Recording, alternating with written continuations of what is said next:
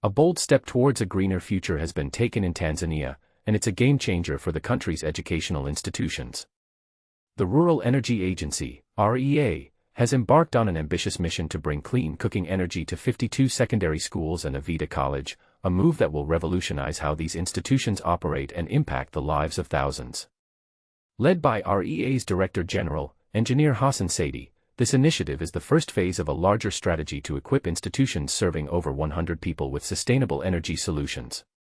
It's a direct response to the government's 2024 directive banning firewood and charcoal use in such institutions, a bold move to reduce environmental impact and promote a cleaner, healthier future. Today, we continue the journey towards a cleaner, greener Tanzania, Engineer Saidi stated.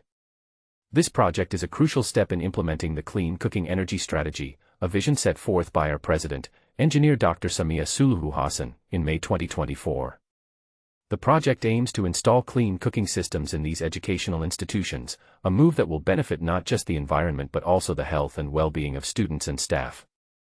With an estimated 54,405 students and 2,192 teachers impacted across 18 regions, the scale of this initiative is impressive.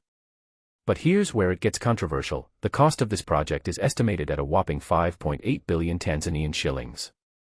Engineer Adverum Wijage, REA's Director of Renewable and Alternative Energy Technologies, outlined the specifics.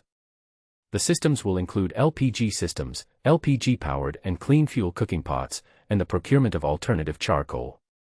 And this is the part most people miss. REA has already taken action, with installations completed in 2 schools and ongoing work at Ruhinda Secondary School. The agency is walking the talk, and their commitment to a cleaner future is evident. So, what do you think? Is this a necessary step towards a sustainable future, or is it a costly endeavor with potential drawbacks?